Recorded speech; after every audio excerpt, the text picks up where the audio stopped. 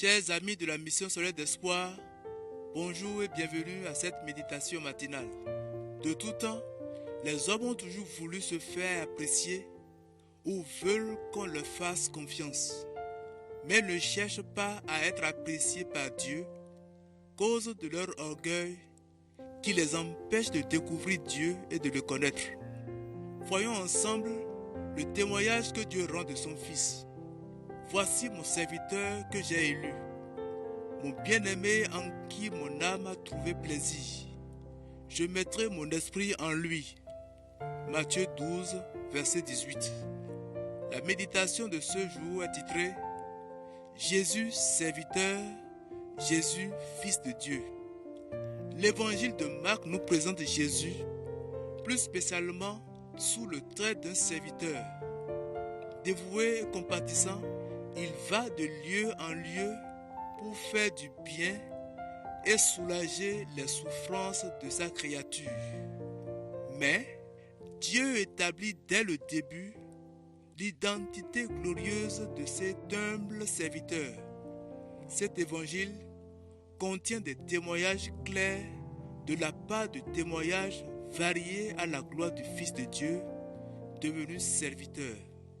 Commencement de l'évangile de Jésus-Christ, Fils de Dieu, Dieu le Saint-Esprit, souligne la gloire personnelle de celui dont il va nous parler.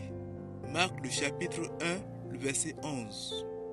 Jésus vient d'être baptisé et Dieu le Père déclare depuis le ciel « Tu es mon Fils bien-aimé ». Marc 9, verset 7. Monté sur une haute montagne, Jésus vient d'être transfiguré devant ses disciples. Moïse et Élie apparaissent.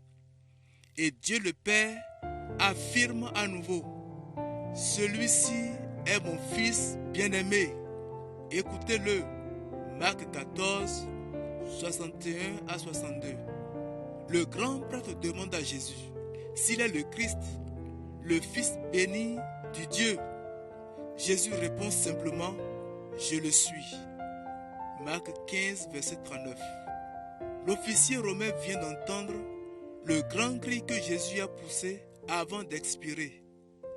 Impressionné, il affirme « Véritablement, cet homme est Fils de Dieu ». Jésus serviteur et Fils de Dieu. Quelle humilité et quelle gloire! Nous voici à la fin de notre méditation. Merci d'avoir médité la parole de Dieu avec nous. Que cette parole puisse produire de fruits dans votre vie tout au long de cette journée et que le Dieu de grâce vous accompagne, vous bénisse.